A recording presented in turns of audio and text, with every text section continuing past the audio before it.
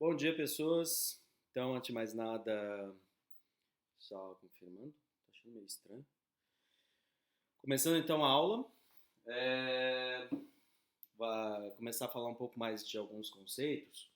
Só queria saber, alguém de vocês aí programa alguma coisa, se interessa por programação, assuntos em geral, como é que é?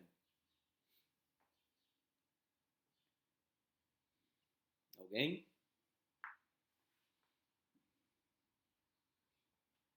Não? Ninguém? Tá meio torto esse quadro aí. Pessoas, o que eu quero chamar a atenção antes de mais nada, então hoje eu acho que a questão do eco foi resolvida, tá? Eu abri ali a porta, por favor, me avise se a iluminação, eu tô mexendo também, tô trocando lâmpada aqui, ver se resolve. O que eu quero hoje falar é mais do sistema operacional e de fato, mas uma das coisas que eu quero chamar a atenção aqui agora é alguns conceitos muito elementares que eu vou precisar. Então, eu vou continuar a aula passada falando sobre isso, vou ter que fazer uma pausa, fazer alguns resgates antigos para a gente poder entender esses conceitos, porque na medida que eu for falando, eles vão aparecer com muita frequência em sistemas operacionais. Só quero chamar a atenção, depois eu vou passar o link para vocês, mas se vocês procurarem lá no GitHub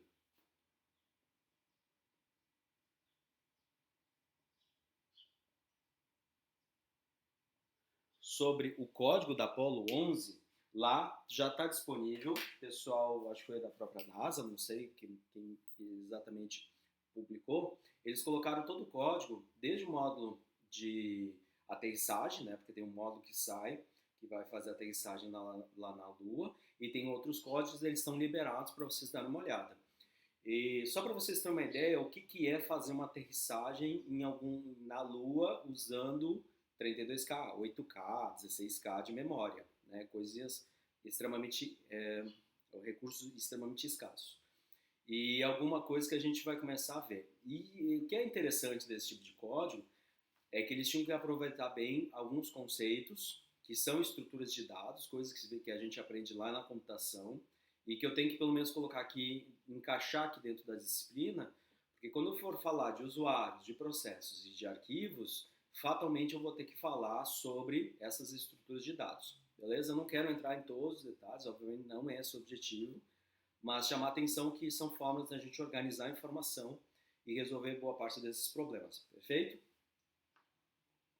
Alguém já tinha comentado que queria fazer computação, né? Era só um que queria fazer, não era?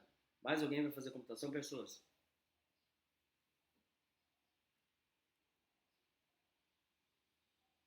Gente, alguém vai fazer computação? Eu tô pensando em fazer. Isso, eu lembro que tu ia fazer. Mais alguém? Ninguém, pessoal? O resto vai fazer o quê, gente? Psicologia? Eu vou fazer também, professor. Ah, agora sim. Agora tá melhorando. E os demais, gente, o que pensam em fazer? Só para eu ter uma ideia.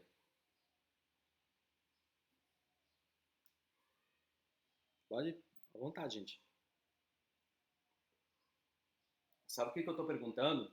Porque eu li uma matéria, depois eu vou compartilhar com vocês essa matéria, que uma coisa é a gente mexer com programação de baixo nível ou ser um programador como profissão. Outra coisa é entender que a programação ela vai ser parte da profissão de vocês, da grande maioria das profissões de vocês. Então, gostando ou não, vocês vão ter que saber programar ou, para ser bom profissional, saber programar. Beleza? Gente, de qualquer forma, vamos lá. O que eu quero chamar a atenção. Quando eu estou falando do sistema operacional moderno, variante do Unix, eu vou pegar um universo específico.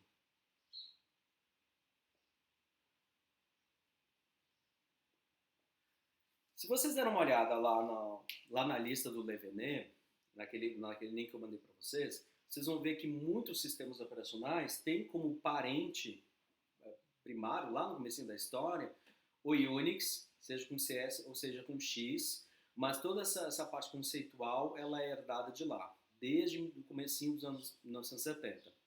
E, como eu falei para vocês na outra aula, muitos desses recursos nos anos 70 eles eram escassos, processamento, memória, barramento e por aí vai.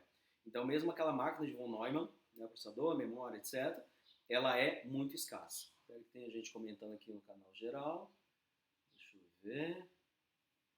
Professor, Oi, fala. eu só queria dizer aqui que, tipo, o Guilherme,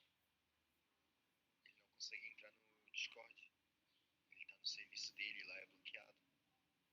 É bloqueado. Uma vez. O Discord é bloqueado? O serviço dele. No Google Meet ele consegue entrar e ele perguntou se o senhor não conseguiria tipo, mudar pro Meet. Vocês querem mudar pro Meet?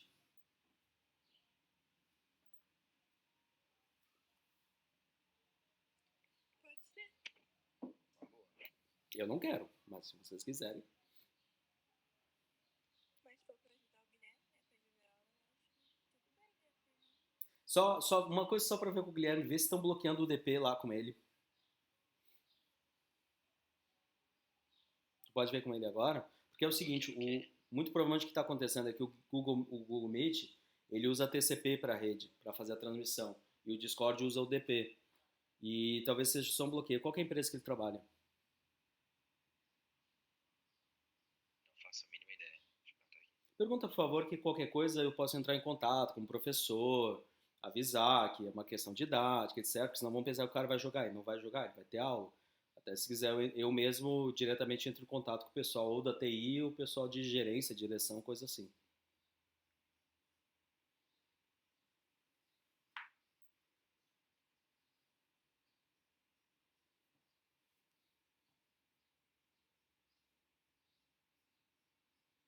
De qualquer forma, vou avançando, tá? No pior caso, estou gravando a aula e aí qualquer coisa eu entro em contato depois. É com o Guilherme, né? Deixa eu anotar aqui, só para ver a questão disso.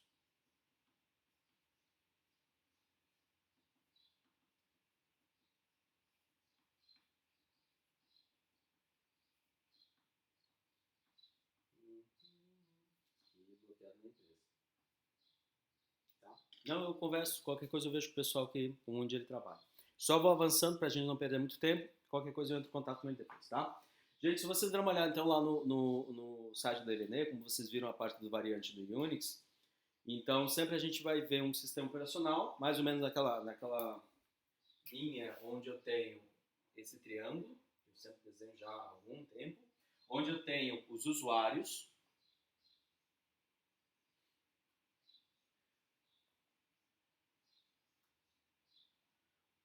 processos e os dados, certo? E aí, no meio do caminho, eu tenho quebra.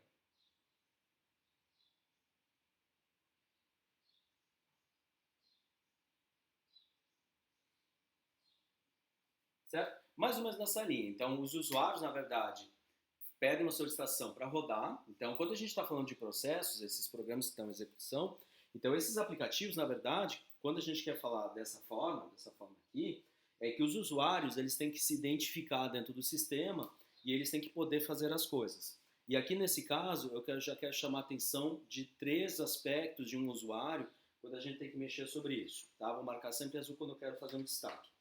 É que os usuários, antes de mais nada, como a gente está falando de vários usuários, seria interessante que cada usuário tivesse um espaço único para poder fazer as suas operações, ter os seus dados sensíveis. Então, se eu quero restringir o acesso global para apenas uma área específica para o usuário, seria interessante que ele pudesse se autenticar, se identificar, para eu saber quem ele é. E aí eu preciso de informações públicas, informações privadas, para poder fazer esse tipo de acesso. Logo, então, o usuário, ao entrar no sistema, ele precisa se identificar e talvez ele precise de alguma informação própria, particular, e aí entra a parte de usuário e senha, que é a autenticação.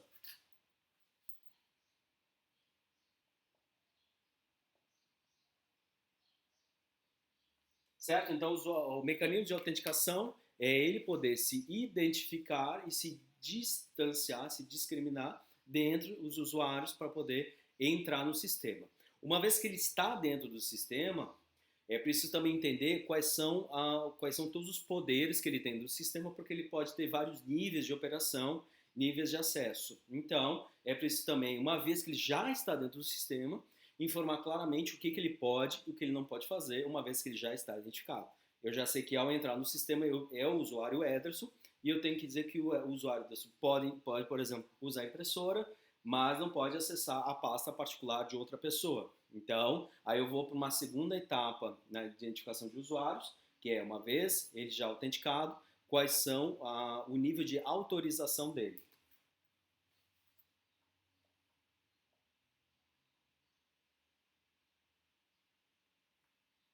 Aí sim, pessoas. Aí eu vou para o segundo A. O que ele pode ou o que ele não pode fazer uma vez já identificado dentro do sistema. E seria interessante, quase sempre desejável, que tudo que ele faz de sensível, de crítico, de importante do sistema, como desligar o computador, como configurar uma interface de rede, desculpa, como fazer alguma manipulação crítica no sistema, é importante que eu faça um registro disso, dessas ações, para que eu possa futuramente ver o que aconteceu e saber quem foi que fez, uma vez que essa pessoa tinha uma informação própria, particular, como uma senha, uma chave, um certificado, alguma coisa que é particular e única e distinta da pessoa. Aí entra o terceiro elemento, que é a auditoria.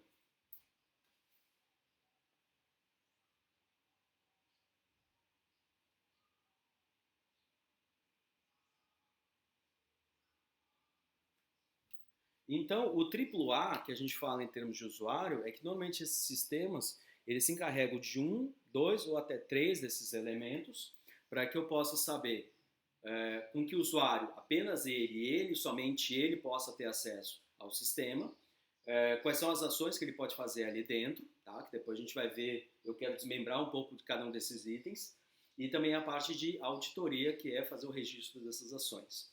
Uma vez que eu tenho isso a parte dos usuários, aí eu tenho um usuário, que não necessariamente é a pessoa. Então eu, pessoa Ederson, posso entrar com o usuário root, que é o administrador do sistema.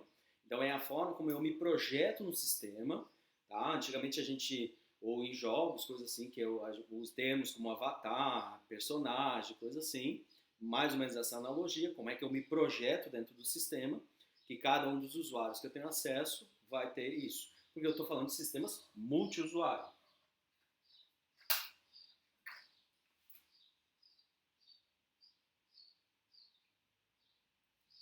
E se eu estou dizendo multiusuário, significa que eu, pessoa Ederson, posso me identificar no sistema como Ederson, como root, como outros operadores, dependendo do meu nível de acesso. Então, se eu quiser entrar no computador e apenas ler e-mail, acessar um site, eu posso entrar com o usuário Ederson, identificar como Ederson, autenticar como Ederson e eu ter a autorização do usuário Ederson. Se eu quiser desligar o computador, o usuário Ederson talvez não tenha esse poder. Então eu posso trocar de usuário, trocar de personagem, projetar outro personagem dentro do sistema, que vai ter mais autorização que esse usuário original, e aí eu posso fazer essa operação, e aí eu posso desligar a máquina e fazer isso, perfeito? E aí, por último, que isso fique registrado, que o Ederson trocou de usuário, virou o root desligou a máquina. Então eu posso, posteriormente, ver um registro de que o usuário Ederson trocou para root e o root desligou a máquina. Logo, eu posso concluir que foi essa a sequência de ações para ser feito o desligamento. Para que eu possa, antes de mais nada, saber quem fez. Ok? E aí eu venho para a próxima parte, que é ele poder ter acesso aos processos. E quando eu desligar a máquina, às vezes é executando um programa que desliga a máquina. Então, eu tenho comandos que fazem isso. Não quero entrar em detalhes hoje com cada um desses comandos, mas se eu quiser, por exemplo, rodar um comando que se chama shutdown ou halt, né, vou colocar sempre aqui. Existe um comando no Linux, variante do Unix em geral, que se chama halt. Eu quero parar o sistema. Ou shutdown, reboot, tem vários comandos. Init, e aí vai. Vamos falar só do halt, né, que é travar o sistema. Ele desliga o sistema e entra e ele para mesmo. Ok? Para eu rodar esse comando, eu preciso, então, entrar no sistema, me autenticar, ver qual é o meu nível de autorização e aí poder depois fazer esse registro. Talvez, às vezes, eu tenha que ter um privilégio. Hoje, normalmente, a gente faz isso rodando ou um comando sudo, que a gente vai ver lá na frente. Só estou colocando alguns comandos aqui só para deixar claro qual é a intenção. Então, às vezes eu preciso trocar de nível de autorização. Talvez eu tenha que me autenticar como root, certo? Então, eu posso ter as senhas de root, senha de Ederson, senha de vários usuários, para trocar esse nível de autorização para poder rodar essa operação. É uma operação sensível, vai ficar registrada lá em algum lugar, que a gente vai ver lá na frente, que são os logs de sistema, né? Onde a gente guarda todas as informações, faz reciclagem, faz um monte de coisa. É todo um serviço que roda dentro do sistema, beleza? Para que a gente possa rodar isso. Mas, na verdade, isso aqui é um comando, isso aqui é um arquivo que é carregado em memória, é um executável, e por causa disso ele vai ser lido de uma forma binária, vai ser interpretado pelo sistema, que é um comando, vai ser carregado na área de memória para execução, tá? Isso é uma coisa que foi avançando ao longo do tempo, e ele vai pedir para o kernel, tudo é solicitação para o kernel, se ele pode ou não pode fazer. E essas operações entre os processos, que são os programas de execução, e o kernel, são as chamadas de sistema. Deixa eu apagar aqui.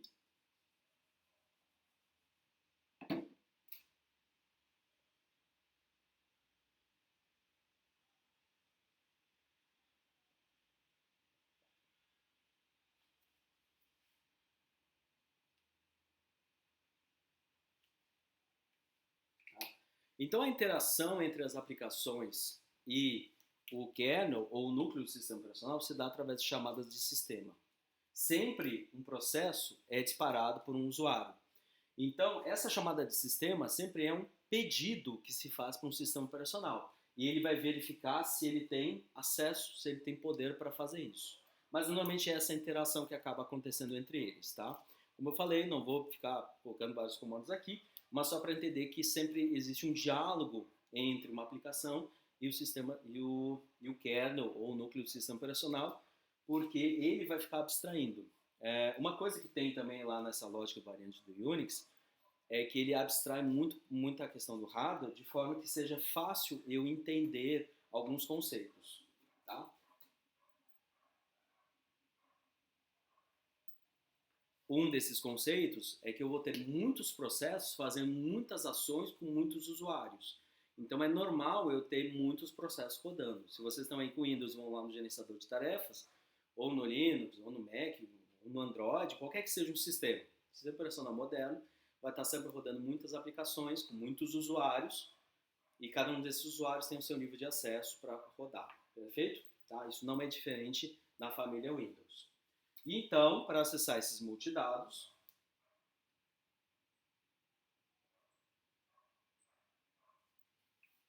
é que para facilitar bastante essa operação, ao invés de falar genericamente de dados, eu vou falar que esses dados estão organizados em arquivos.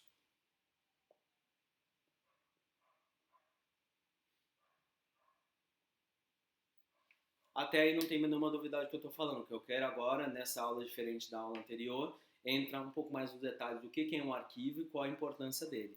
Tá? Isso é uma das coisas mais importantes para um sistema variante do Unix. Gente, num sistema variante do Unix, eu vou falar isso genericamente, tá? Vamos falar só de Linux, porque tem família BSD, um monte de famílias, como vocês viram lá no vídeo naquela fileira lá do DVN. Tudo é arquivo ou está dentro de um arquivo, certo? Vou repetir. Num sistema variante do Unix, tudo é arquivo ou está dentro de arquivo. Um usuário nada mais é do que uma linha dentro de um determinado arquivo da configuração do sistema. O nível de acesso de um usuário é uma informação que está nos metadados do arquivo, descrito no arquivo. Toda a relação está vinculada aos arquivos. Eles são o ponto principal. Então, apesar de eu fazer essa flecha dessa forma, e a gente tende a entender que o sistema, na verdade, vem para cá, na verdade, a gente tem que entender que esse é o ponto de origem de tudo. Os arquivos são o ponto de origem. Toda a informação está disposta lá. E eu vou ter apenas uma única árvore de sistema de arquivos que está rodando no sistema, e normalmente ela está rodando em memória. Tá? Hoje eu falo em memória porque antigamente não se fazia memória, porque não tinha memória para rodar tudo isso. Certo? Mas os arquivos eram dispostos numa árvore e apenas uma única árvore.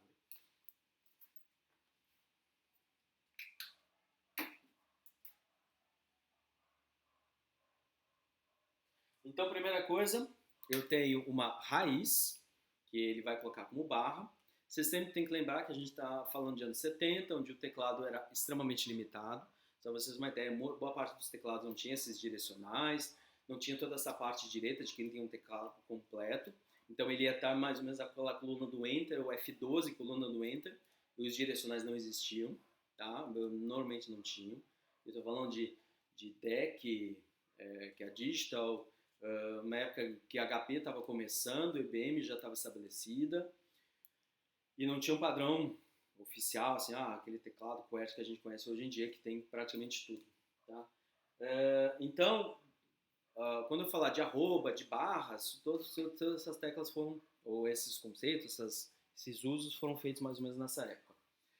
No caso aqui, a barra para identificar uma raiz, então quando a gente tem um conceito de árvore, aqui eu preciso fazer a pausa, por isso que eu perguntei quem tem interesse em fazer computação, porque aqui eu preciso fazer algumas abstrações que a gente aprende lá no curso de computação e eu posso trazer aqui para vocês, que o conceito de árvore é um conceito recursivo. Uma árvore nada mais é do que um ponto inicial, um ponto focal, onde eu posso ter ramificações, e essas ramificações, por sua vez, podem ser terminais ou outras árvores.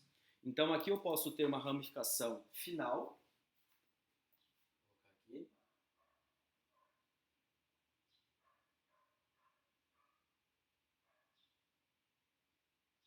Vou colocar apenas números só para identificar, tá? Ou elas podem ser intermediárias. E aí elas derivarem terem uma outra. Deixa eu melhorar aqui a figura para ficar mais claro. Peraí.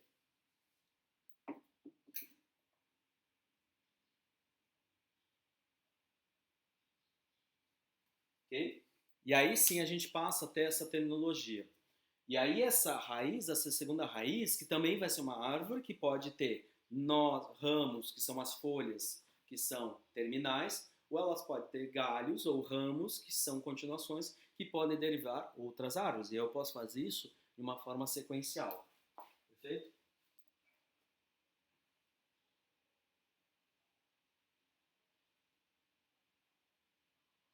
E assim segue. Ok? Então, esse é um conceito importante quando a gente vai trabalhar.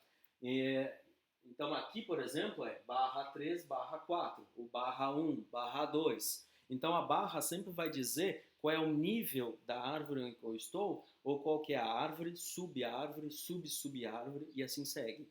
Perfeito? Então, quando eu estou falando em árvore, eu estou falando genericamente aqui, mas no nosso caso, para sistema de arquivos, também vai ser a mesma coisa.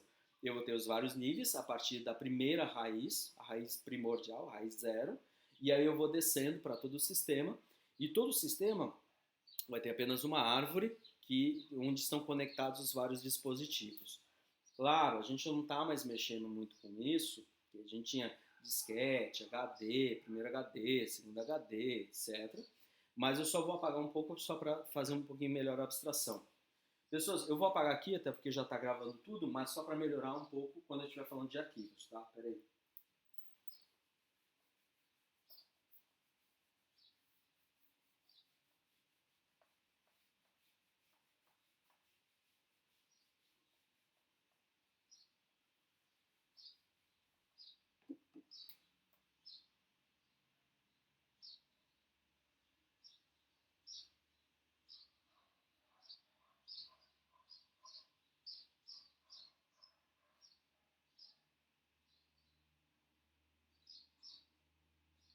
Então, imaginar que vocês têm duas mídias de armazenamento permanente, tá? Que são a memória secundária aqui do sistema, onde eu tenho um HD e um SSD. Eu quero guardar algumas informações no HD e algumas informações eu quero guardar no SSD. Para facilitar aqui, o HD é onde eu vou estar com as informações do sistema operacional como um todo, e do SSD eu quero ter apenas a minha pasta pessoal. Então eu vou colocar aqui a raiz, que sempre vai ser a raiz do sistema, que vai ser esta raiz aqui. Tá? Eu vou fazer a projeção usando uma outra cor. E aí eu projeto. Então, todo o arquivo que eu tiver dentro do HD vai se projetar dentro do sistema global de arquivos. Então, se eu tiver um arquivo aqui, eu vou colocar números, porque eu não quero entrar nos detalhes do Linux em particular. Então, dessa forma, eu consigo ter essa representação que tem dentro do HD, eu consigo ver dentro do sistema global. Agora, eu posso fazer com que as informações de um HD também tenham relação com SSD, e aí eu posso ter essa relação de pastas pessoais. Eu vou colocar aqui só o home, que é só uma informação, mas depois a gente vai ver mais detalhes, como é que se organiza o home, etc. Mas só uma palavra, já para a gente ir se familiarizando. Tudo bem?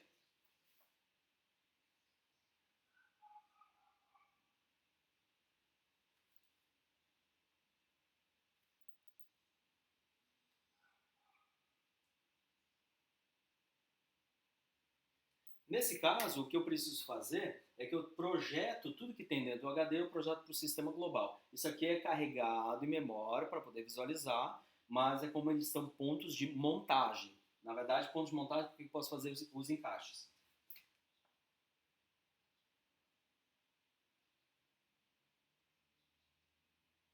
E aí eu faço com que uma raiz se sobreponha ou se conecte no galho, no ramo de outro.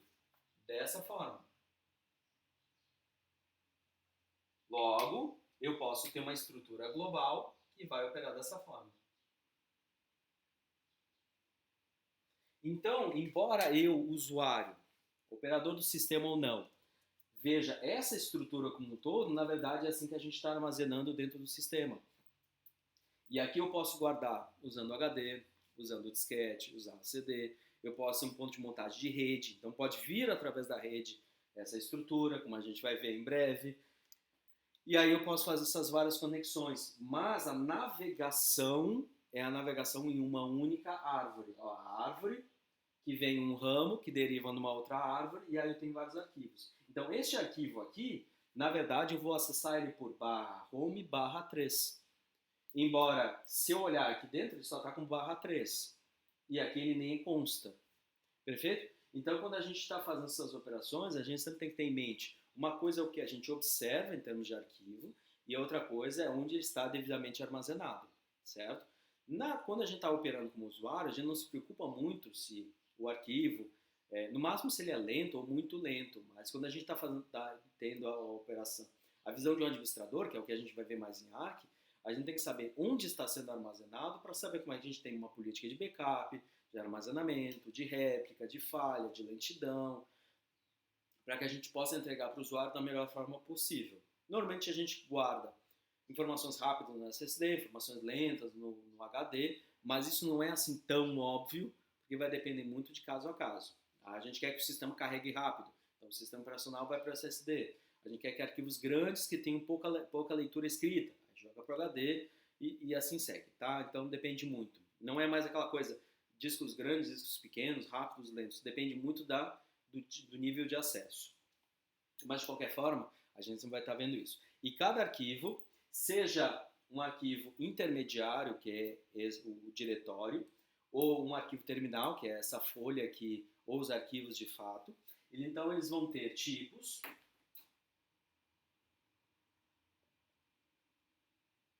que podem ser tipos especiais, ou tipos ordinários, tipos comuns, certo?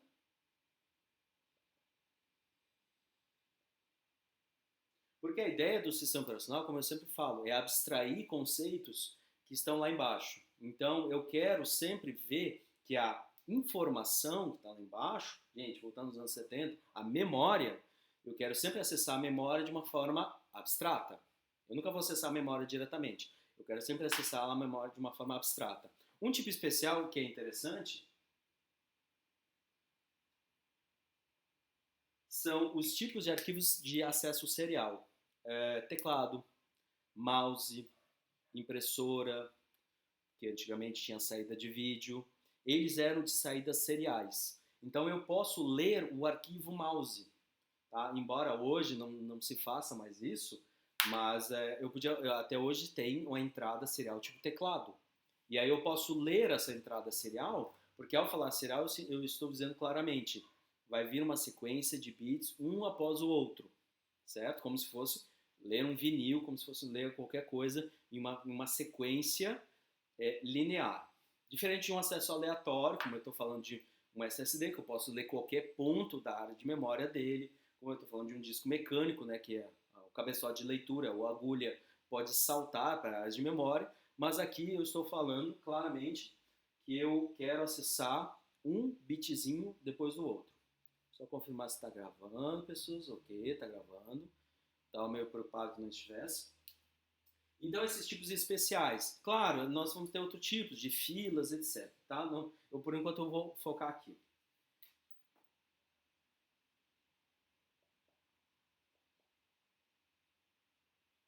Outro, que são as filas, que são os FIFOs, onde a informação ela é mais ou menos na lógica de produto e consumo. Alguém produz a informação e coloca num duto, vamos colocar um pipe, né, um duto, que é uma expressão que se usa ali dentro do Unix, onde um usuário escreve uma informação e o outro usuário lê. Tá lá, sempre através de processo. Mas a ideia é que, nesse caso de FIFO,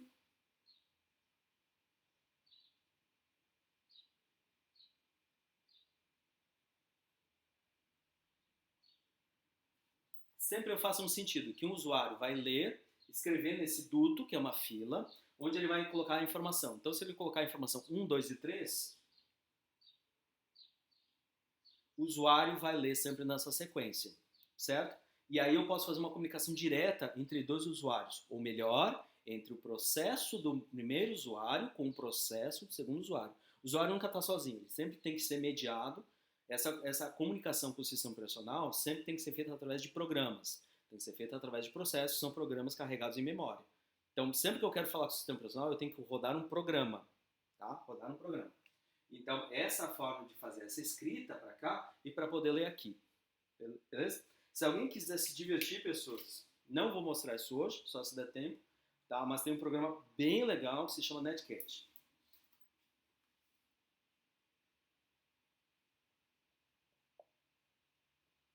Tá? Eu vou deixar aqui anotado, por favor, me lembre quando a gente começar a mexer com sistemas operacionais.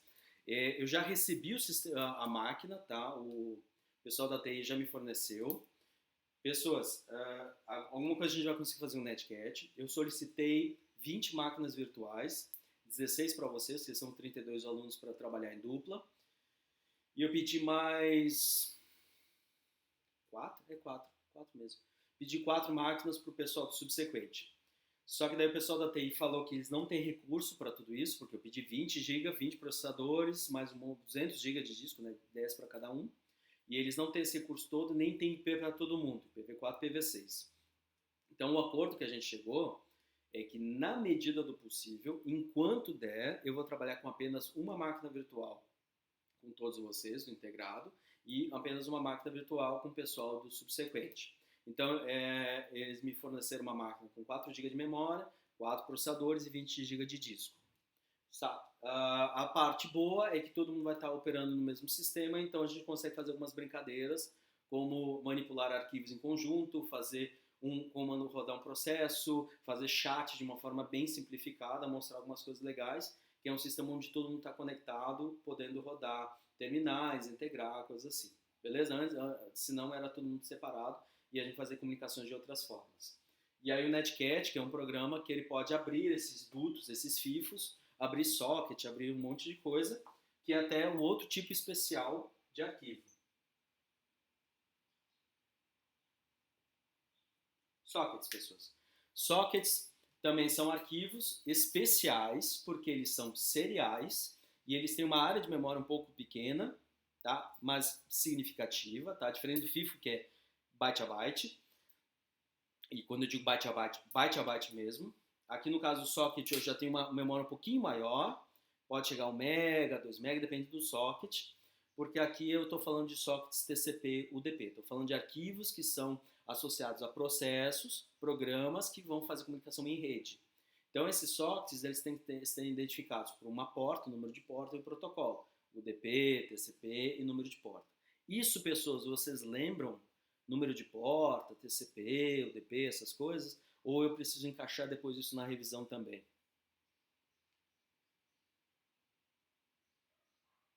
Como é que tá?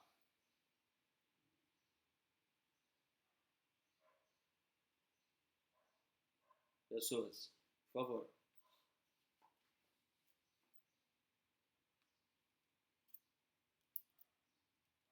Eu não entendi a pergunta, professor, desculpa. Socket. Vocês lembram de ter visto socket em algum lugar? Uma explicação do que é um socket? A palavra não me é estranha, mas eu não lembro o que ela quer dizer. Tá. Não tem problema. Eu encaixo isso na revisão, então, tá? Se não tá claro para vocês, eu preciso mencionar sobre isso. Vocês devem estar ouvindo a cachorrada da vizinhança aqui. Tá? Mas o áudio, pessoal, tá legal? Eu tô falando alto? Tá bom? Vocês estão escutando bem? Tá de boa? Oi? Tá tudo bem. Tá. O áudio de vocês está baixo para não dar microfonia, tá? Então só quando vocês falam é que eu realmente tenho que me aproximar da tela. Voltando então. Então, pessoas são formas de arquivos especiais porque não é o arquivo tradicional. Ou eu tenho arquivos tipo, né, ao invés do especial, eu tenho um diretório, que é um arquivo intermediário.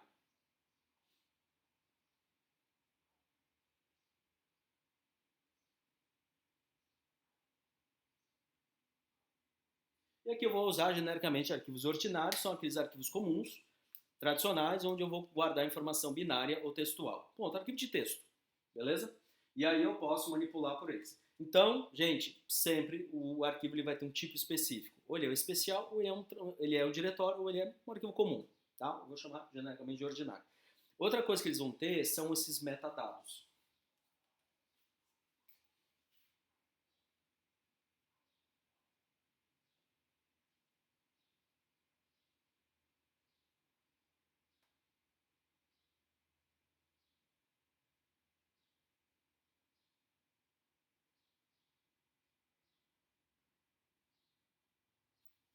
Tá?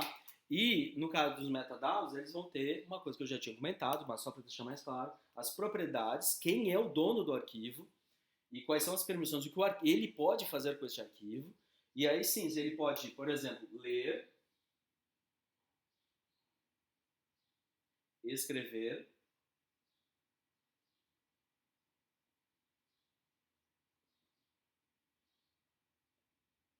e executar.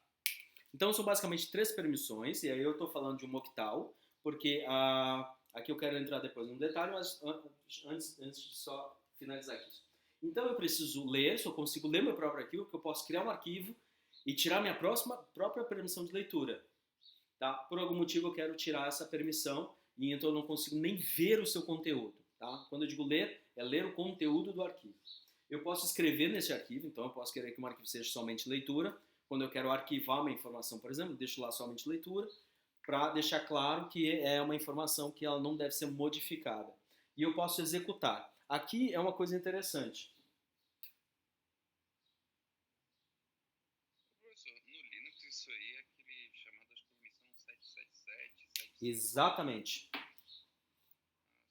Tá? Exatamente. Se um arquivo, olha que pessoas, que coisa bacana. Olha como esse conceito de arquivo é legal e por isso que quero enfatizar bastante, porque se tu entende arquivo e tu entende estruturas de dados e tu entende binários, tu entende Unix. O resto, gente, o resto é só se acostumar a mexer com isso. Mesma coisa que vai aprender de carro. Se tu sabe pedal, se tu sabe olhar espelho, né, acabou. Né? E a marcha, claro, mas se tu souber os fundamentos, o resto, gente, o resto é só prática. Tá? Embora eu tenha demorado para aprender a dirigir e não seja um especialista, mas enfim. Se um determinado arquivo tem permissão de execução e eu carrego ele na memória, ou seja, eu mando ele ser carregado, o sistema operacional vai ver se ele é um executável, se ele é um programa, né? E aí eu preciso ter mais algumas informações, que a gente vai ver daqui a pouco, e saber qual é o tipo do arquivo. E aí ele vai poder executar este arquivo como se fosse um programa, ou seja, ele vira um processo. Então, quando a gente está dizendo que o Firefox, eu vou instalar o Firefox no meu sistema. Na verdade, eu estou pegando o executável do Firefox, o arquivo do Firefox e botando no sistema. Claro, tem um monte de outros arquivos, mas vamos falar do arquivo principal, o arquivo Firefox. E aí, ao colocar esse arquivo ali, ele vai ficar ali parado e eu tenho que dar uma permissão que o meu usuário, lembra, eu tenho que ter autenticação, autorização e auditoria, mas a autorização, o meu usuário Ederson tem que ter a permissão de poder ler, né, porque eu tenho que ler o arquivo e poder executar. Ao poder executar, eu vou carregar em memória, pedir para o sistema operacional, né, eu já apaguei aqui no treino, no kernel, eu vou pedir para o kernel informando que eu quero executar este arquivo. Executar um arquivo. Aí ele vai entender que ele é um programa e vai ler o arquivo como se fosse um programa. Ou seja, ele vai ler o seu conteúdo e vai executar aquelas operações, ao invés de apresentar essa informação para mim. Ou seja, ele vai rodar o programa e aí o Firefox vai lá e roda o programa. Então essa é a diferença. Uma coisa é eu ter um arquivo para eu poder, usuário, observar o seu conteúdo, e a outra coisa é eu pegar um arquivo, carregar em memória e o sistema operacional rodar como se fosse um programa. Tudo é arquivo. Beleza? Volto a dizer, não quero entrar em detalhes agora, eu quero pegar uma coisa mais fundamentais hoje. Mas sempre, gente, ó, esse é um conceito que tem que ter muito claro, tá? Arquivo. Até aqui, tranquilo? Como vocês estavam falando, todas essas permissões, executões, sistemas, etc, etc, etc, etc, significa, deixa eu apagar o Netcat, já está gravado, que eu tenho que, para entender bem o sistema operacional nesse formato, eu tenho que saber duas bases conceituais muito claras. Já falo dos binários.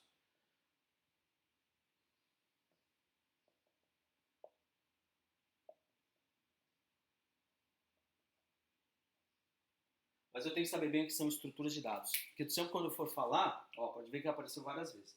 Vou apagar para melhorar essa organização aqui.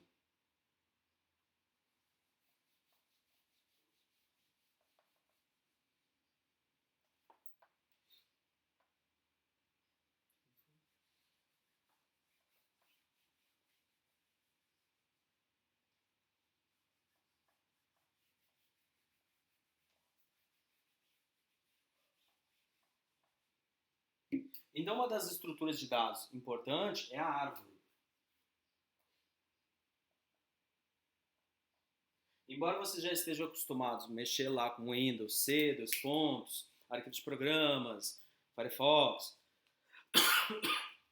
desculpa, diretório bin, Firefox, etc., vocês vão ver que sempre tem uma árvore de navegação, que não necessariamente reflete fielmente o que está dentro lá do sistema, né? Porque vocês podem ter vários HDs, vários pontos de montagem, mas sempre que a gente estiver falando em árvore, eu quero dizer de uma estrutura de dados, onde eu tenho um ponto focal, um ponto de origem, que pode ter uma relação direta com outros elementos, vamos chamar aqui de nós, e esses nós podem ser terminais, folhas, né, como se fosse folha de uma árvore, é um elemento terminal, ou pode ser uma ramificação, que pode se desdobrar em novas árvores. E aí eu volto a repetir toda essa mesma explicação. Então, esta raiz dessa árvore, o mesmo se aplica para esta raiz, onde ela pode ter folhas, ou ela pode se desmembrar em novos ramos e ter novas árvores, e novas árvores, e novas árvores, e novas árvores. Tá? Esse é um conceito importante.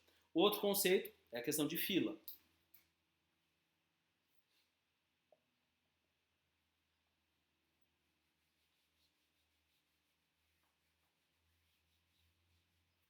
Vocês viram alguma coisa de fila lá em redes ou não? É uma coisa que aparece muito em redes. CSMA. CSMA? Não, a questão do CSMA, CA e CD não tem. Até pode. Na verdade, no barramento, escrito no barramento. Mas é que não tem. No barramento do CSMA até não tem fila. O que tem fila é nas interfaces. Tá? Ou seja, trabalha em conjunto com o CSMA, mas não é o CSMA isso, tá? Mas vamos pegar o caso de redes então.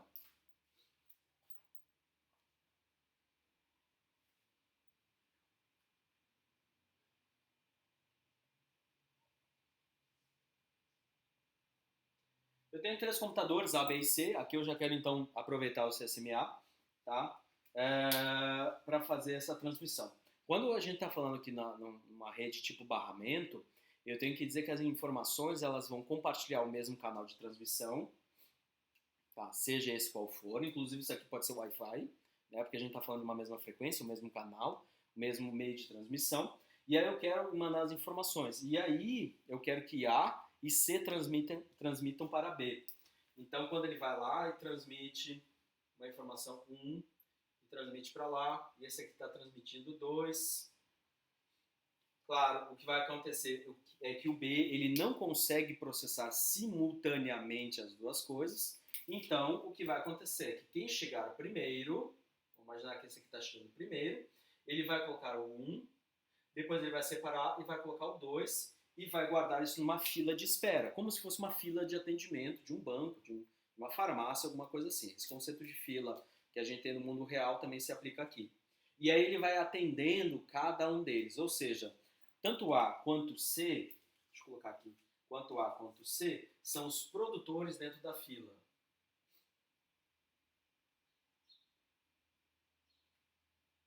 Esses são os produtores, são os que produzem conteúdo para colocar dentro da fila. Enquanto que B vai ser o seu consumidor.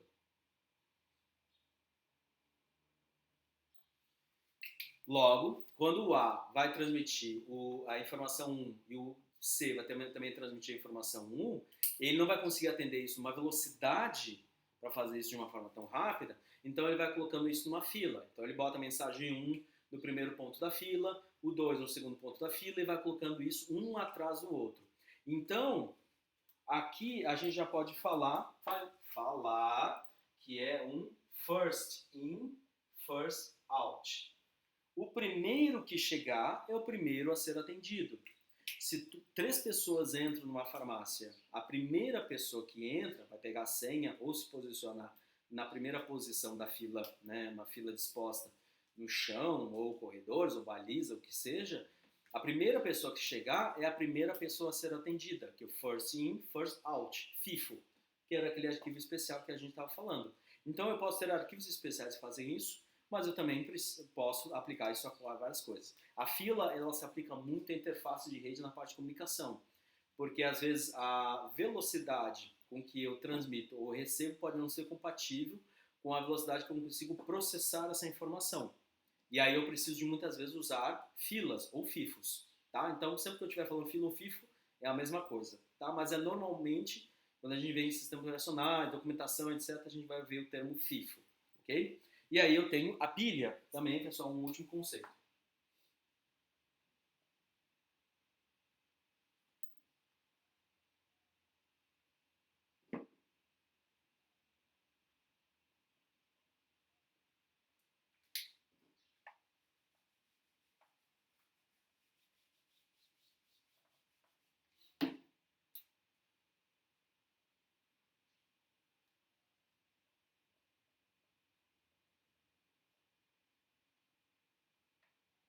No caso da pilha, ela se chama last in, first out. O último elemento vai ser o primeiro elemento a ser retirado. Então, se a gente fizer a mesma sequência, onde o A vai escrever e o C vai escrever depois, então o A vai escrever primeiro, né, vai depositar o 1 lá na base da pilha, o C vai escrever na sequência, um pouco de atraso, e ele vai escrever o 2. Quando o C for consumir, então o A e o C ainda são os produtores aqui, né? Vou escrever em vermelho como produtores. Mas quando o B for consumir, né? Aqui nós temos o B como consumidor.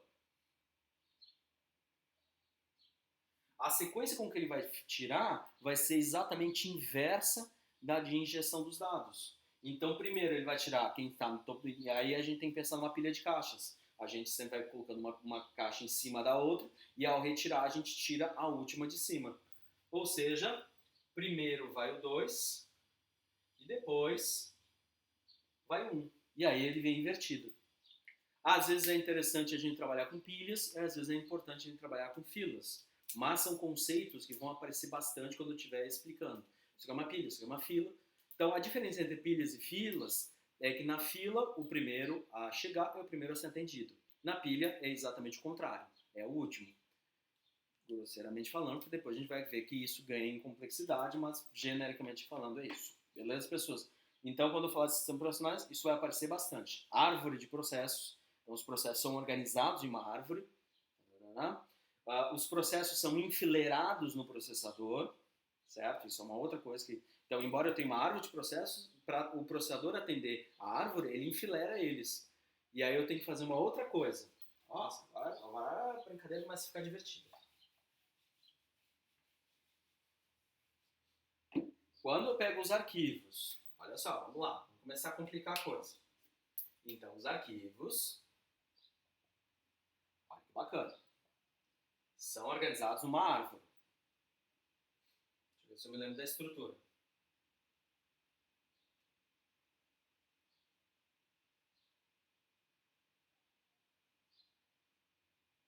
Ok? É isso que nós temos da nossa estrutura do exemplo que eu estava usando agora há pouco.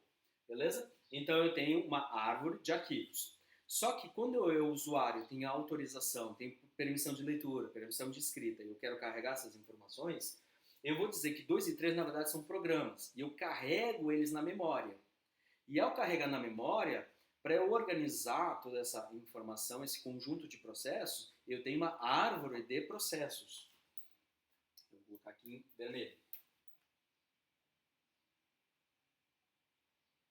Certo? E aí eu vou ter sempre o primeiro processo do sistema, tá? Que é o que dispara todos os outros. Aqui eu vou chamar, já usando sistemas mais modernos, então é um processo que se chama systemd. Depois a gente vai ver quem é o systemd, aquela coisa toda. Mas eu vou falar só por enquanto, só é o systemd.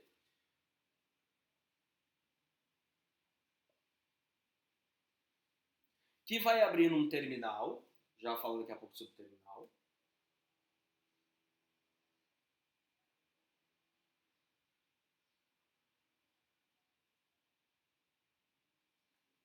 Certo? O terminal é onde eu estou digitando os comandos, eu vou rodar o 2 e o 3.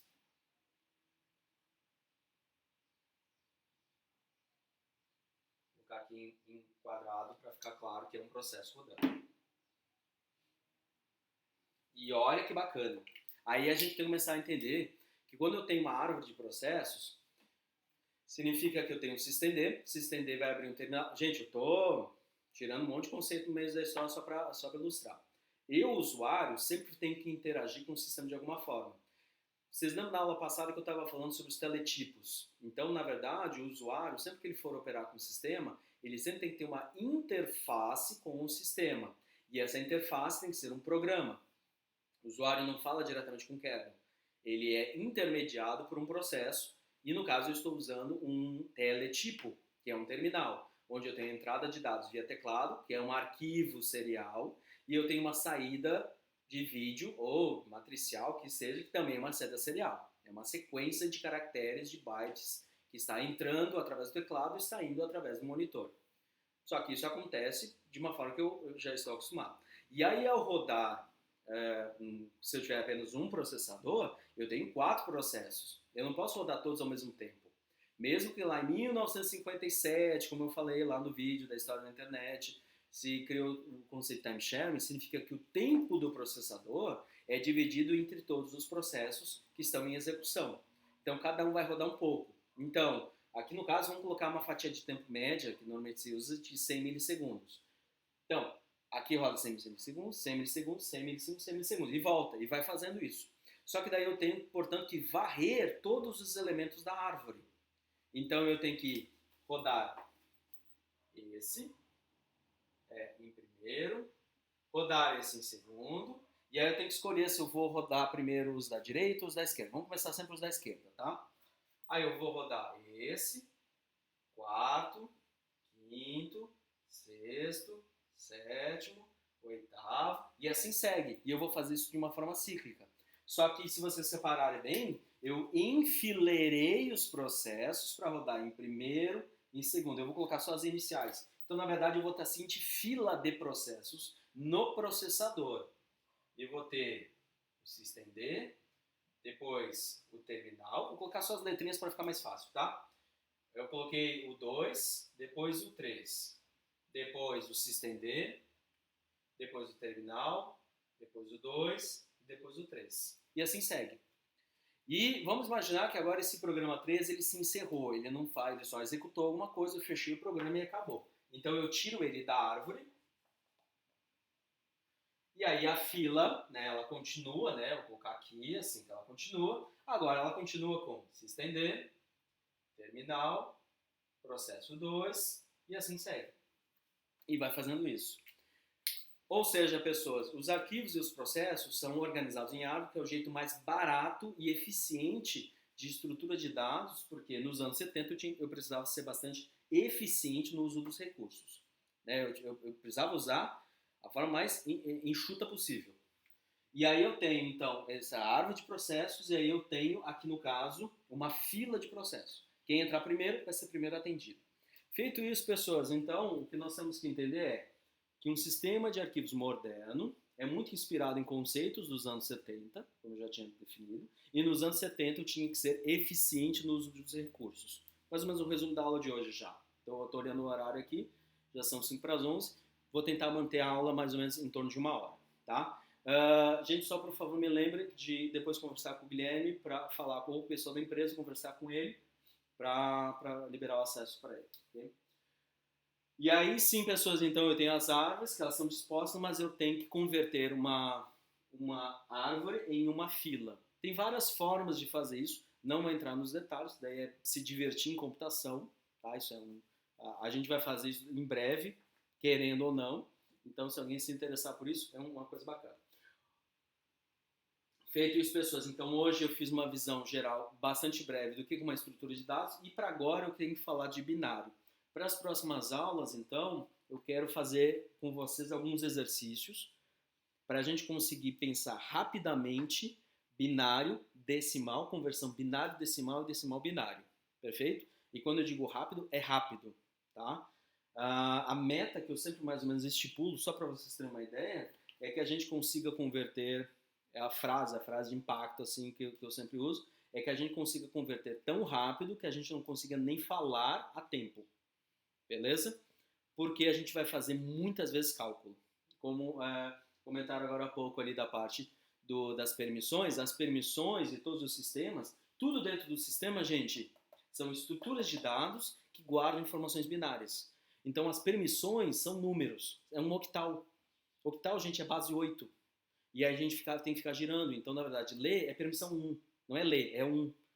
Escrever é 2. Executar, desculpa, ler é 4. Escrever é 2 e ler é 1. Então, o arquivo 777 significa que eu tenho uma quantidade que 4 mais 2 mais 1. Todos podem ler, todos podem escrever e todos podem executar. Aí a gente vai ver que é o dono, o grupo e o outros. E aí a gente vai desmembrando e vendo esses conceitos. Mas aí a gente pega a base octal. Em algum momento eu vou falar de base hexa, em algum momento eu vou falar de binário, em algum momento eu vou falar de outras bases. Então tem várias bases dentro do sistema. Normalmente a gente vai ficar entre o binário e o hexadecimal. Perfeito? Mas eu tenho que saber como é que vocês estão de binários. Posso sugerir então, para as próximas 2 aulas, sexta-feira e a próxima outra, eu foque apenas em binário, gente, para a gente fazer cálculos rápidos de binário? Pode ser? Sim ou não? Porque eu vou precisar muito de estrutura de dados binário. Hoje foi estrutura de dados e a próxima é binário. Pode ser? Gente, que número é esse? Binário. Esse é o 5, não? Por que é 5?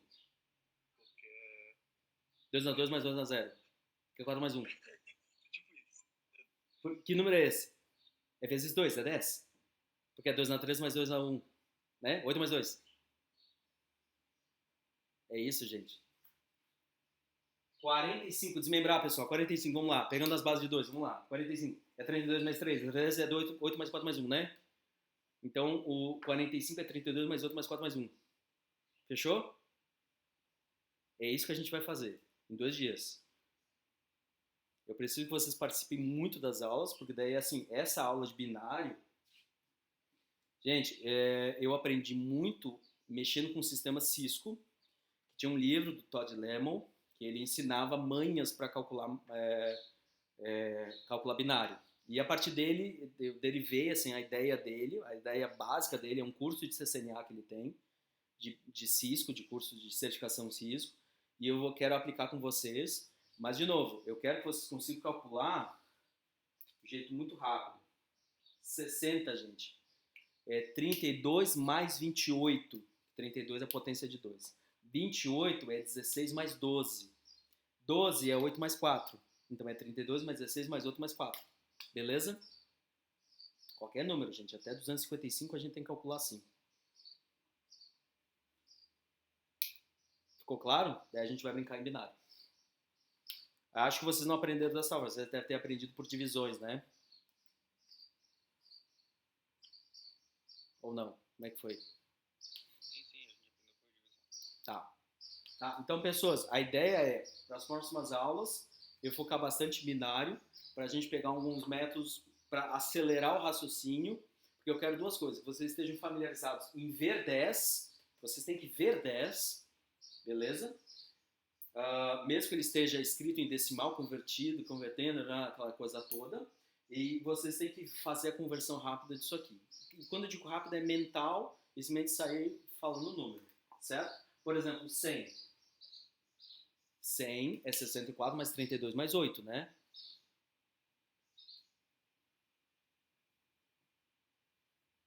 Você não pode 32? Não, isso aqui é 96, é mais 4. É mais 4. Errei. 64 mais 32 mais 4. Tá? E daí a gente escreve em binário. Pode ser assim, pessoas. Daí eu vou pegar um dia, aí eu preciso de muita interação, porque eu vou falar coisas, talvez eu esteja falando muito devagar ou muito rápido. Aí vocês precisam me dar o ritmo da aula, tudo bem? Mas a ideia é que a gente comece a fazer exercício e toda aula, antes de começar a aula, a gente sempre fica fazendo esse reforço. Certo, pessoas? Deixa eu ver aqui qual é o horário. Parar a gravação.